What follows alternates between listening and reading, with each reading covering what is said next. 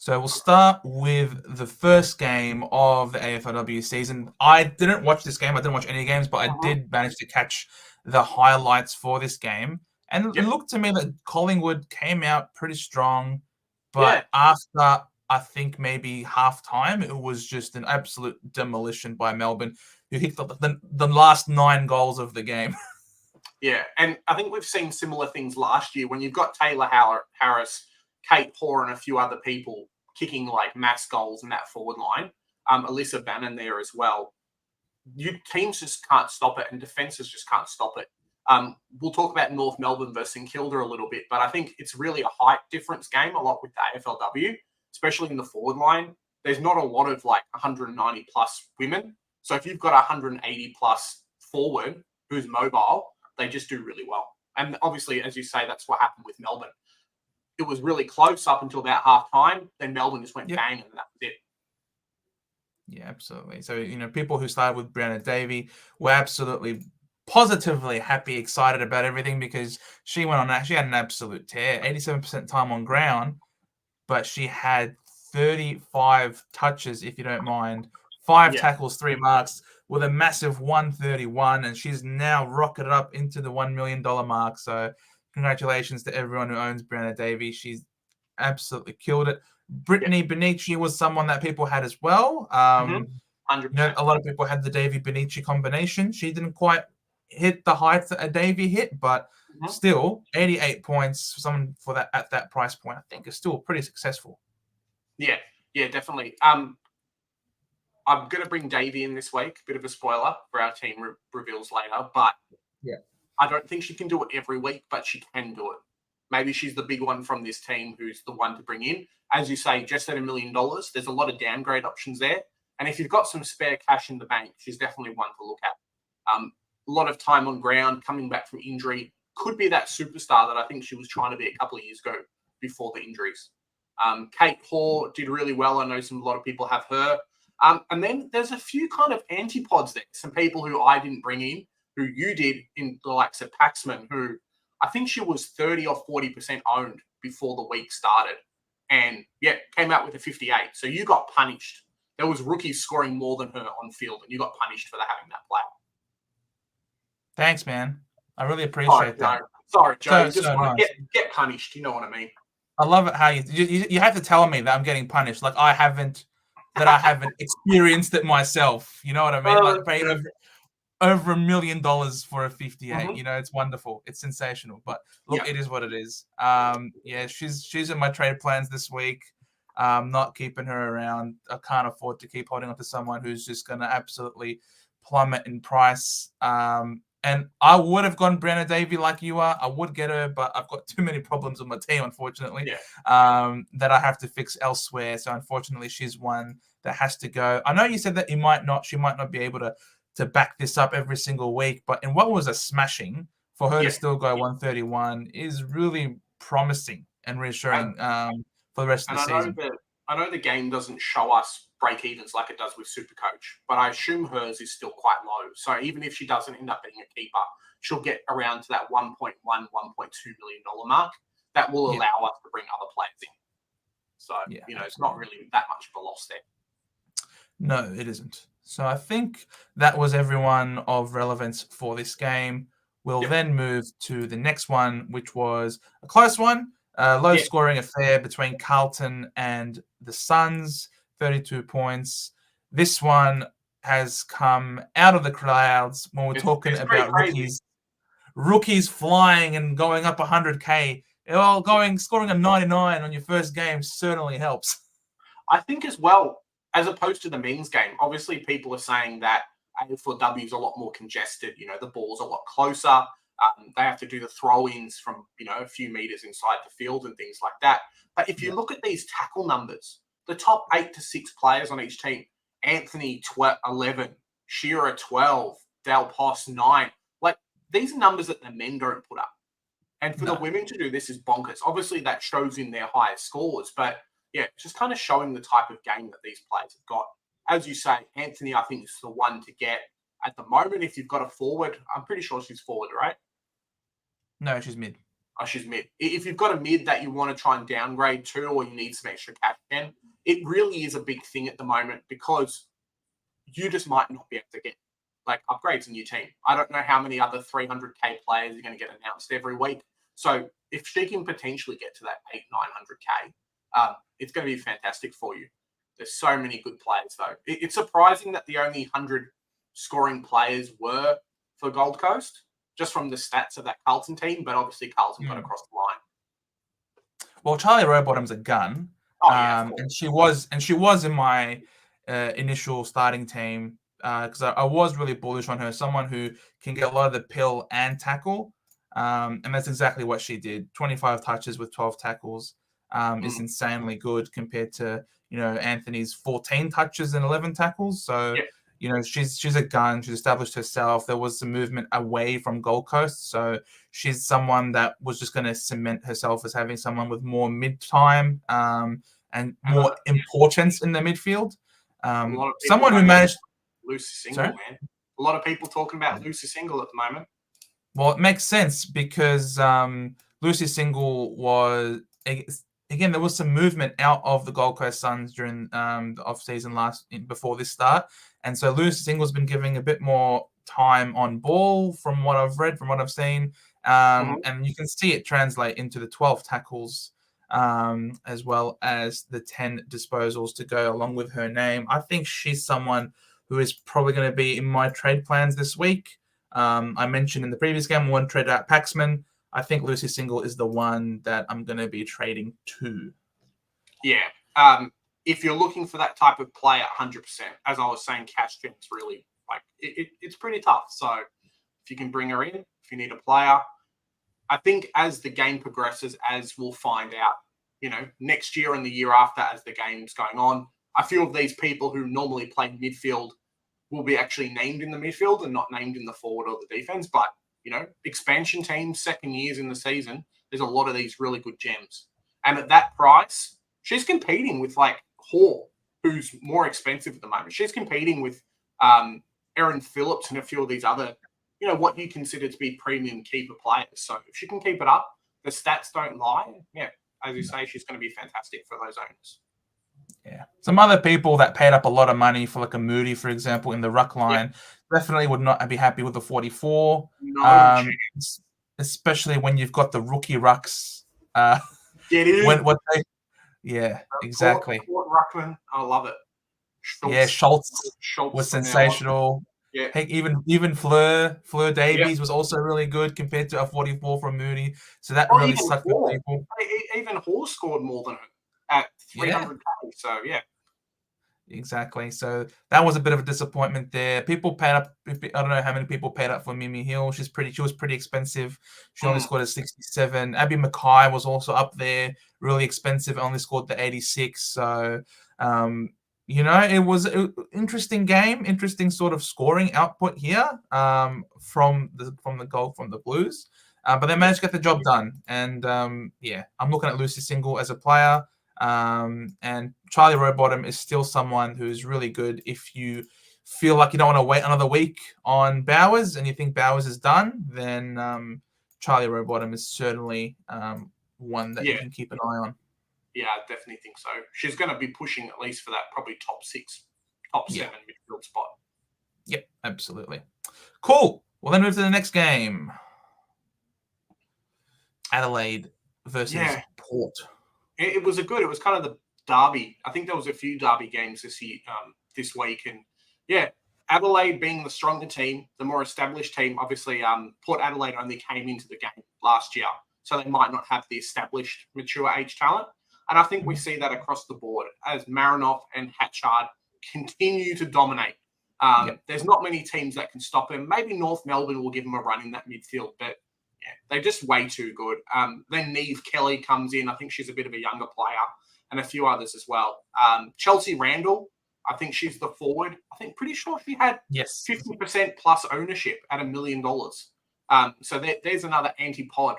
Basically all of my forwards scored more than her this week. So not sucked in, but it kind of hurts if you own her. Looking away over the Port Adelaide side, Erin Phillips, a lot of people jumped on her. Joe's going to potentially bring her in this week. Spoilers there, but yeah, No, I'm not actually. Price. Still I'm very good, very good for the price. Joe was looking up. She's what, 38 at the moment, Joe? So yeah, pretty she's way too old. I'm not doing it. Pretty good for an old player, you know what I mean? Yeah, she's 38 years old, bro. I can't do it. She's not going to stay forward. She's not going to stay in midfield like that forever. She can't. I refuse to believe it. At 38 years old, Todd Goldstein can do it in the men's game. Why can't she do it in the women's game? Perhaps, but we don't have Todd Goldstein in our Supercoach teams, do we? No, we don't. So Erin Phillips, she was a sensation. An 80 score in Supercoach isn't good, but it is in AFLW. I guess it was a great output there from Erin Phillips. For those who started her, congratulations to you guys. On the ball playing. Abby Dowrick was someone who we had us two, I think, I'm pretty sure, in the fantasy last season. She had a good game as well, 87.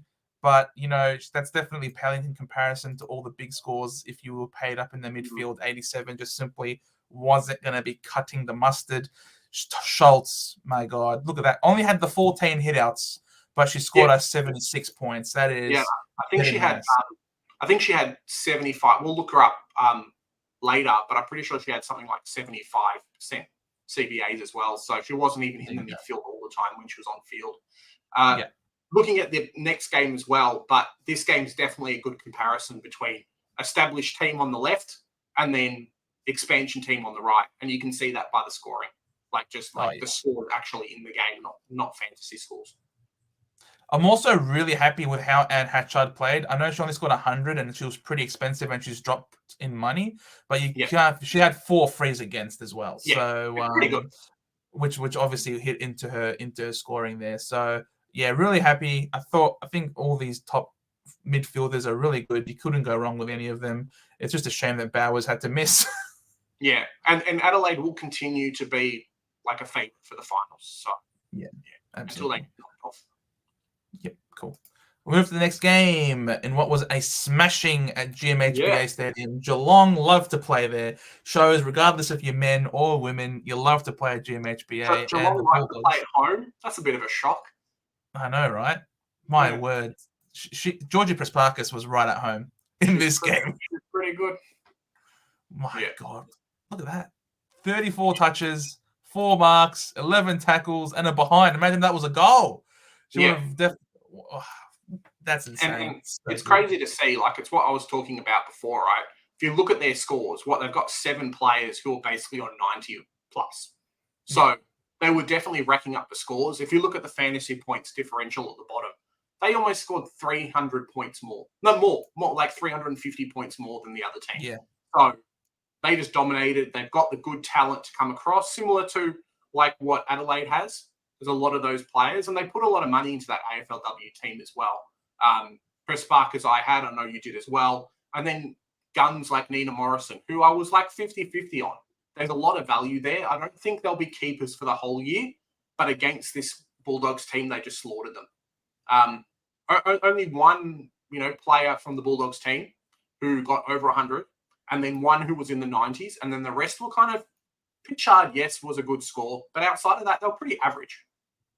Oh, they absolutely were. Yeah. I mean, it was just a one-sided demolition here by the better side in the Cats. I saw that. I saw that too. Unbelievable. That is a massive flaw. At least it didn't decide the game to make finals. Like, imagine if that had happened again. Oh, poor Adelaide. They're still ruined. They were robbed in front of me. Amy McDonald was someone who I was really big on as well in the preseason, and someone who I also had in my starting team. I remember I was telling you before recording this, man, my midfield before was so good. I had all these amazing players in my midfield, and I ended up changing a little bit, and I don't have all of them. But it is what it is. Amy McDonald's sensational. But like I said, this was a demolition. And when it's a demolition, the midfielders will always pop off. And you look at 65-17 and all the mids for the Cats, just, Morrison, Parry, McDonald, Prespakis, they all went crazy. I don't think you can expect this every week, though. No, I don't think Georgie Prespakis is going to be scoring 140 plus. She's a gun. Don't get me wrong, but 140 in this game is ridiculous. At least she's showing herself as being one of those vice captain options. I mean, we don't really play with loopholes in this game, but potentially you can. The way that the vice captain and captains work, it's the same as super coach. So yeah. She's pretty good. Absolutely. Cool. Move on to the next game where my girls, showing the boys how it's done. Did very well.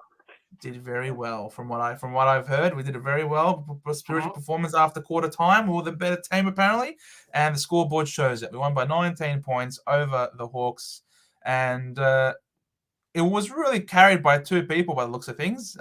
Bonnie Too Good, who was, I'm not gonna say it. I'm not gonna say she was too good. Like that's just the lowest form of humor possible. I'll just say Bonnie was exquisite. Last year. Huh? We made a lot of those jokes last year. We did. I'm not going to say Bonnie was too good. That's just scraping the barrel, bottom of the barrel. Bonnie was exquisite. 23 disposals, 8 marks. That's ridiculous for in this game. 8 marks with all that congestion is insane. 3 tackles, 2 goals. She was massive for us. 103 points. Maddie Prasparkas, 31 touches, 6 tackles.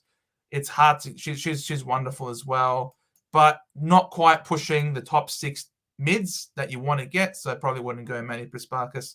And from there, Georgia Nanscon was someone that I mentioned as well in the preseason who we love the look of, and someone who's an experienced player for us. 21 touches with 4 tackles to score 68 points. I'm sure all owners were really happy with what they got from it.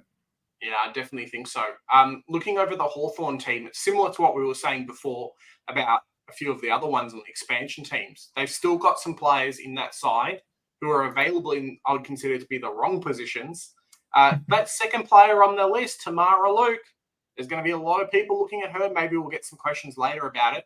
But she's available in the forward line and currently at 500K. So 87s, you're going to get a ruckman in your team for 500K. It's worth looking at if you've got to do a bit of a swap. I know, I'm not going to burst your bubble and say what you're going to do, but she's definitely one to consider bringing in. I think that's probably what the scoring is going to be between the Hawthorn team, but there's definitely some gems in there. Few of the more established players stepped up later on, like your Caitlin Ashmore. I know she was lower in the scoring at the start of the game, but just got beat. Essendon was too good. Battle of the expansion clubs, really. And Nasha Wen, I'm going to butcher that name every game of the season. I'm going to call it Nasha Wen until I see something different. But a lot of people had her on the bench or on field, mature age player coming back from injury. I know she might end up being my M5 at the moment. So, doing really well. She is a very good player. Look, the Tamara Luke is one that is really high on my radar for getting either this week. For me, it's either single or Luke. I'm definitely open to suggestions from our wonderful viewers, but I think before they rise, it's too hard to avoid at 500K. Exactly. Yeah.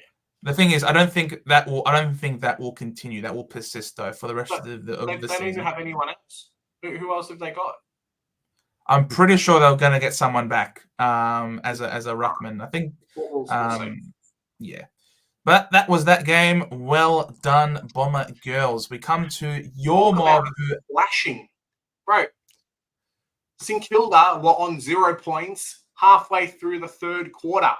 That's how good North Melbourne were this game. We got the ball from the midfield and then just kicked it forward. The defense did defender things. It's a really good game to watch. Kind of your more experienced, established team.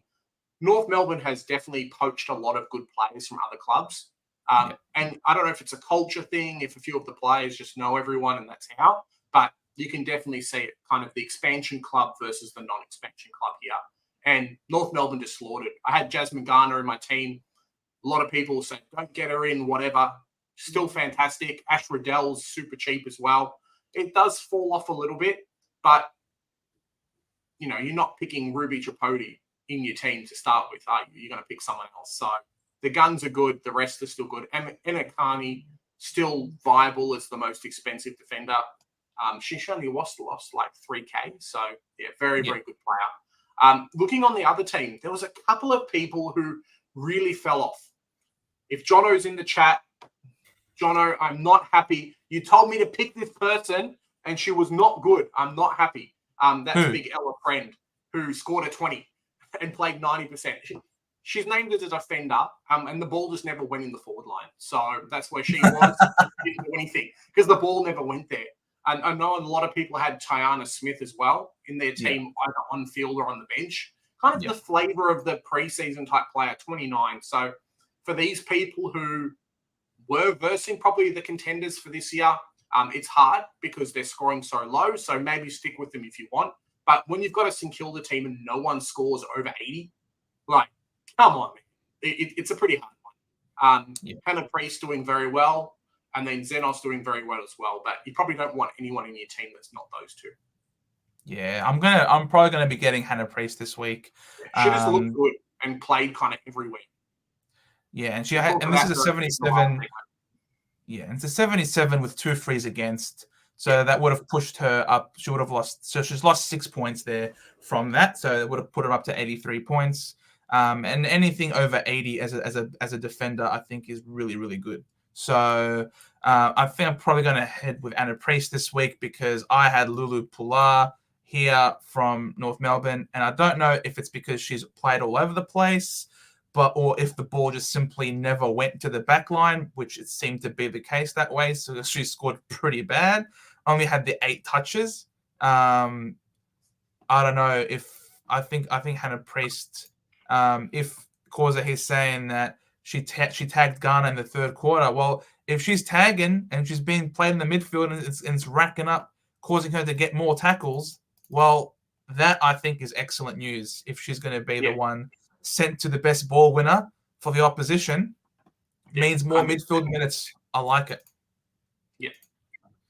Cool. All right. Not much. Hopefully they can rebound back next week because I don't know if I'll have any St Kilda players in my team afterwards. It's a bit rough, but what can you do, right? Absolutely. We then get to the next game, which is Brisbane hosting the Richmond Tigers. And again, a close game. 1-goal win to the Tigers. Yeah, it was a really interesting one because I don't know if Brisbane just lost all of their goal kickers. There wasn't a lot happening. I remember it being a really contested, strong game. And as you see, just by, Supercoach is obviously regulated to 3,300 points, right? AFL Fantasy isn't. So if you look at that, no team scored over 1,000 points. There was a lot of very low-scoring players. So it was just congested. It was just the ball came, and that was it. Yeah. Look at the drop. From 101 to 65. Exactly. Yeah. Elise Sheeran should have scored a lot more. A few of these other players should have scored a lot more. I don't know if Champion Data was just like sleeping on the job, but a lot of these players who were doing really well, the ball just kind of turned in a kick one way, kick the other way, and then tackled Central, and then that was it. It was not a tough game to watch, but just like a slog. And obviously that's represented by how many points are scored from either team and scoring from players across the board as well. You'd expect a couple of Brisbane girls who were there to score like hundreds, and people would have brought them in to do that, and it just didn't happen. Yeah, I'm not sure how many people owned players from these two teams, to be honest. I know there was a few Brisbanes. I think there was a few that Sheeran. I think there was maybe a few that had Seymour as their ruckman instead of paying up for a Moody. So only getting a 59 out of her for that price would have also been pretty bad. Monique Conti was probably the most likely, I think, of the Richmond players. She had a great year last year and she ended the season quite strong. And then she's back to where she left off with 26 touches. Yeah, she was their best touch by a long shot as well. So, 4 frees 4. I don't know how often that you're going to get that though. And then on the Brisbane side, I mean, I'm not sure who was well owned from on the Brisbane side. I don't think there were too many. I know a few people had Postal Waith. I had her as well. She was doing quite well. Yes. And then somehow only ended up on 65. But yeah, there was definitely some players across the board there who were in that situation. Right. So yeah, do we expect much from these two teams this year? I think you'll get some rookies across the board. I know I've got Elise Sheeran as a defender at the moment. So I'm expecting her to try and, be in that top 5 to 6 defenders. But, I don't think Richmond's has made a final since like the first season, and Brisbane has dominated. So maybe just a bad game for them. But Brisbane's one of those teams that every year superstars keep getting taken out of that side and going back to Melbourne or going back somewhere else or getting more money because, the player cap's gone up. So, yeah, it's a tough one. Cool. All right, move on to the next game. Battle of the Bridge. The Swans edging out the Giants. Another derby. Not too bad. Again, not many players that managed to hit the 100 mark. We only had one player. That was Laura Gardner in our forward lines. And those of us who started Laura Gardner would obviously be very, very happy with this result. 7 kicks, 12, 13 tackles obviously was the highlight because you get 4 points per tackle. She was poised to play a lot more midfield as well. Maybe we'll look her up in the last segment, but yeah, definitely. And that's with 2 frees against as well. Yeah, it's crazy, man. Yeah, so she did sensationally well. Chloe Malloy, I saw the highlight. She kicked a ripping goal, sold the candy, then check-side the goal. That was wonderful. 74 points is not too bad as well for a forward.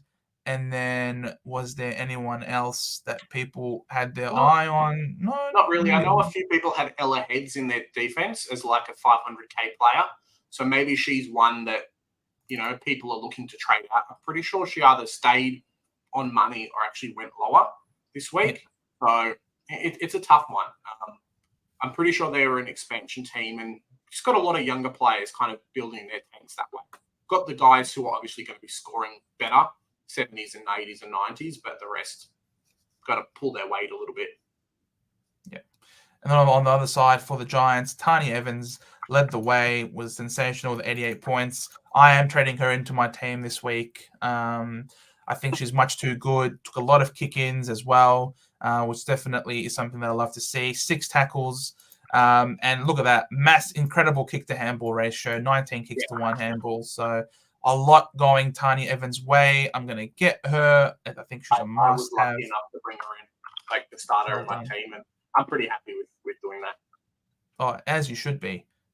Someone who also did really well for us was Fleur Davies, who scored a 54 with 15 hitouts. That was really good for us. We went the cheap option in the ruck. We didn't pay up for any premium ruckman.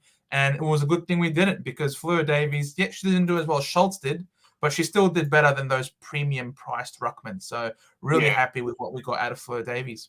I think as well this year, the people who went more expensive in that ruck position have actually almost been punished. I don't know if there's been that many rucks who are actually scoring really, really nice scores, like no 100 plus. So getting your Fleur Davies, getting your Hall, getting your Schultz, probably what looked to be the much better play for teams this year. Free up some money to play other people. I mean, next year we probably won't have those players because 2 out of 3 of them are from the expansion clubs or close to. So next year might be different, but at the moment, ride that wave, man. Yeah, absolutely. Cool. We'll then get to the final game of the round, and that was between no one and no one, clearly. Come on. And that was between Freo and the West Coast Eagles. This game made me sad because I have Kira Bowers, and an hour before the game started, it was, hey, no more Kira Bowers. So I was lucky to have Nash Warren. I'm going to keep saying Nash Warren until I die. I had her on the bench scoring a 68. And it was funny too because there was a bit of controversy at the end of this game.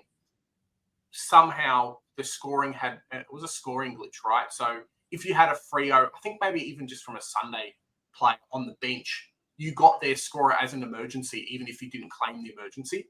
So there was a lot of teams, maybe Monday, who were higher ranked than what they were on Tuesday when it actually opened. Jeez, unbelievable. Yeah, unbelievable. It's pretty funny. A bit of teething problems, but still not great. Look, first week that this game's been open for, we can forgive them for some glitch. But it was a win. Yeah, a win even without Kira Bowers. It didn't stop Freo from winning this game, 27-19. So well done to them. Mimi Strom topped it all off with a 112. She was only one of 2 players. Emma Swanson the other to crack the ton. So well done to her. Angelique Stannett, 97 points. One of the top scoring or the top scoring defender, I think, this week. So Mhm. well done to her. 10 tackles to her name with 13 touches, which was pretty good. But looking at this, her where she was playing forward pocket a lot. So that is something that probably isn't most ideal and not conducive to getting the most points every single week. So I probably wouldn't go her.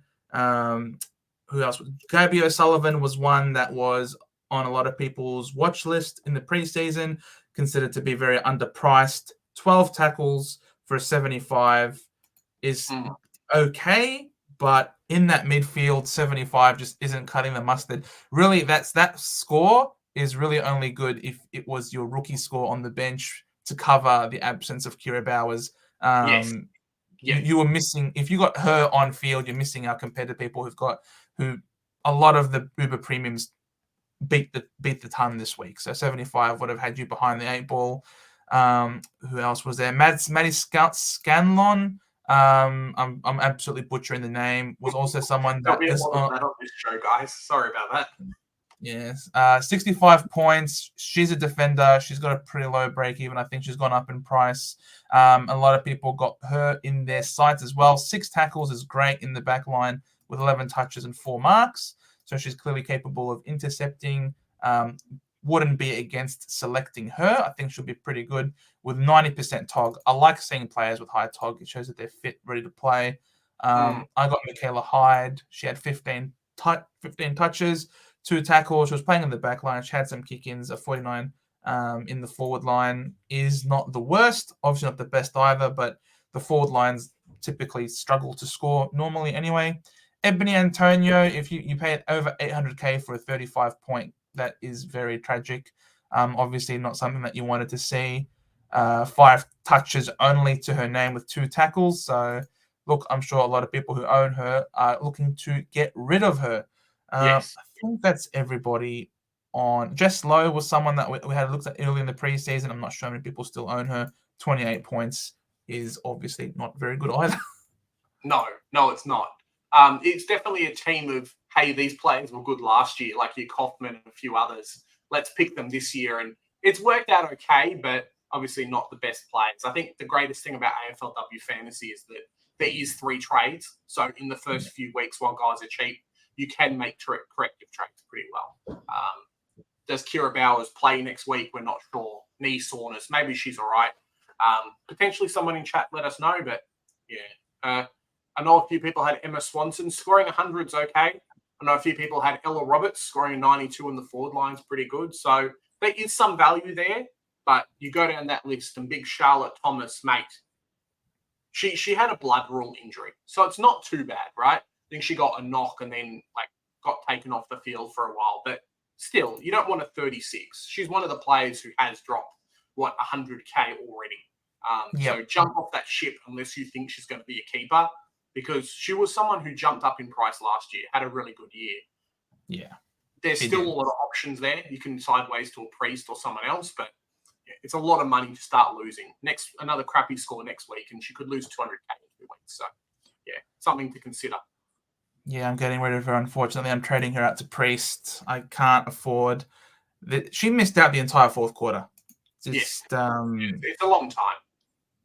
Yeah, so 36 points up until 3-quarter time is obviously not really promising either. So stuff it, biting the bullet, trading her out. It is what it is. That was this last game. I'm really hoping that Bowers comes back this week because I am looking to hold on to her this week. I do have too many issues with my team that I have to fix.